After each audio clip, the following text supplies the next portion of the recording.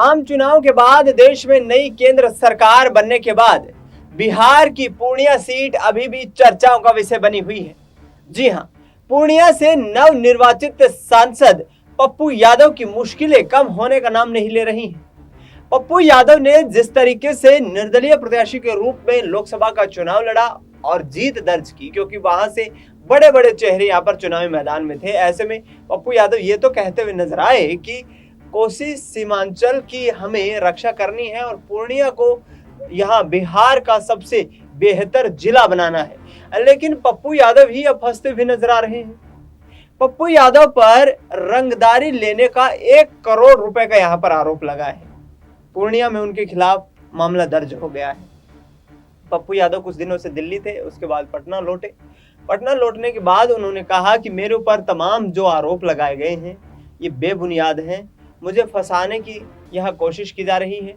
राजनीतिक विरोधी राजनीतिक रूप से तो मुझे हरा नहीं पाए, लेकिन अब षड्यंत्र का सहारा ले रहे हैं। इसके साथ साथ ही पप्पू यादव ने यह भी कहा कि जिस तरीके की गतिविधियां यहाँ पर घटित हो रही है, जिस तरीके का षड्यंत्र मेरे खिलाफ रचा जा रहा है, मैं आने वाले वक्त में तमाम उन लोगों का चुन चुन कर यहाँ पर पर्दाफाश करूंगा। इसी के साथ उन्होंने ये भी कहा कि जिस तरीके से भारतीय जनता पार्टी या तमाम विपक्षी दल जो कि मेरी जीत से बौखलाए हुए हैं, उनको मेरी जीत हाजिम होती हुई नजर नहीं आ रही है और लिहाजा तमाम यहाँ पर सरकारी तंत्र का इस्तेमाल करके मेरे खिलाफ षड्यंत्र रचा जा रहा है। पप्पू यादव का वो बयान सुनिए, उसके बाद चर्चा लगातार जारी रहेगी। कल हम हाईकोर्ट में उसके खिलाफ जा रहे हैं कि व्यक्ति कौन है, व्यक्ति कौन है और 2021-22 में कौन बात किया, 2021-22 में कौन बात किया, 2021 में किसने बात की। ये व्यक्ति पहले संतोष कुशवाहा के पर भी एफआईआर किया हुआ था।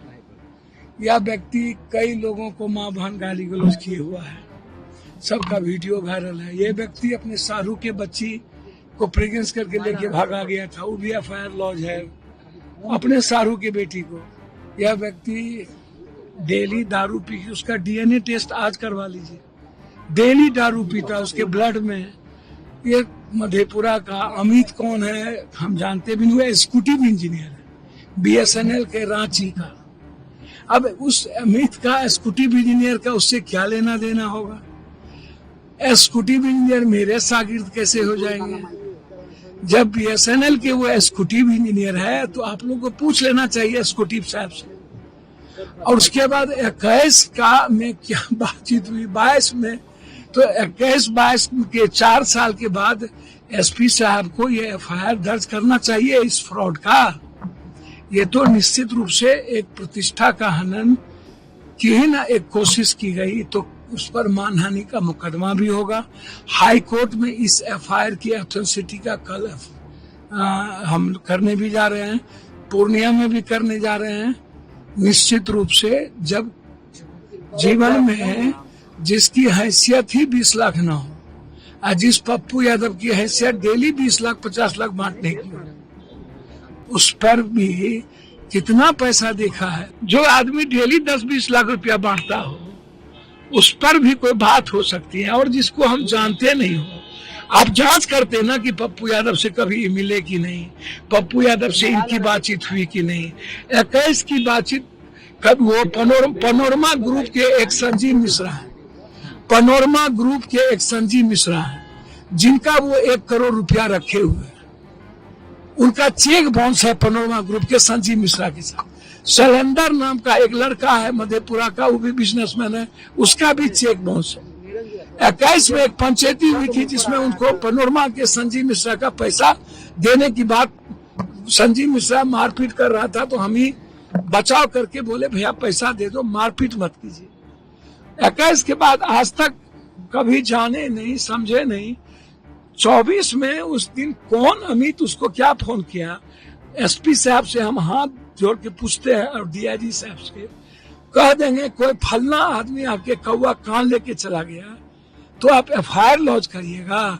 और उस आदमी से जिस आदमी ने जिसका केस दर्ज है। एक पंडित जी ने केस दर्ज किया है, ब्राह्मण को मां बहन लगा के गाली दिया हुआ है, वीडियो वायरल है। जिसने अपने सारू की बेटी को भाग गया, प्रेगनेंसी कर दी, सारू ने केस किया है कोढ़ा थाना में।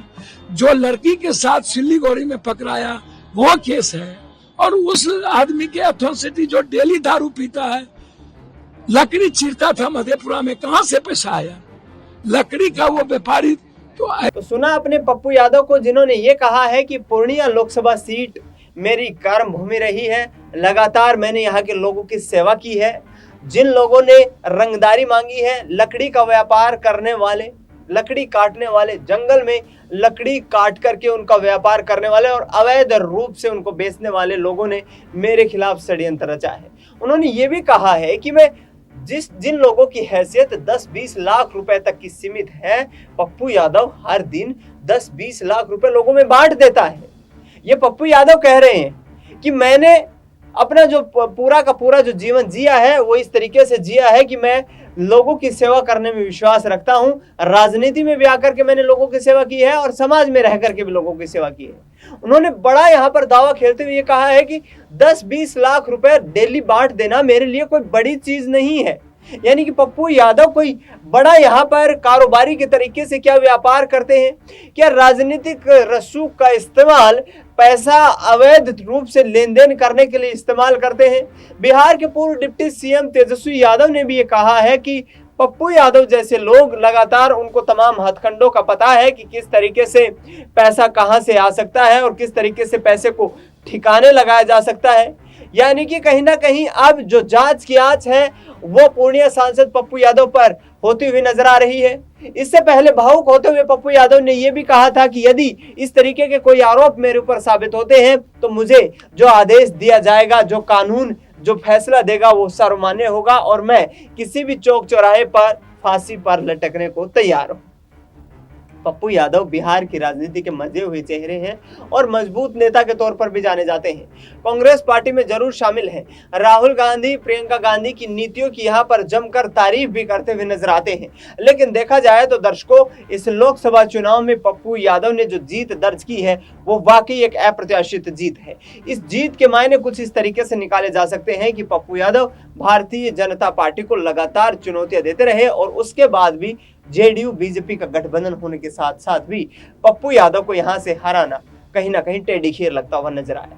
अब देखना ही होगा कि पप्पू यादव पर किस तरीके से कार्रवाई होती है, क्योंकि बिहार में शासन और प्रशासन ये कह रहा है कि इस तरीके के रंगदारी मांगने वाले नेताओं को बख्शा नहीं जाएगा, यानी कि कड़ी कार्यवाही की जाएगी। तो क्या पप्पू यादव यहां से फंसते उलझते हुए नजर आएंगे और क्या उनकी संसद सदस्यता भी इस पूरे मामले के सामने आने के बाद खतरे में दिखाई दे रही है? क्या पप्पू यादव पर कार्यवाही होगी और क्या उनकी संसद सदस्यता रद्द हो जाएगी? इस पर भी बड़ा सवाल खड़ा हो गया है। फिलहाल इस खास कार्यक्रम में इतना ही। देश दुनिया की तमाम बड़ी खबरों के लिए आप देखते रहिए SPN 9 न्यूज।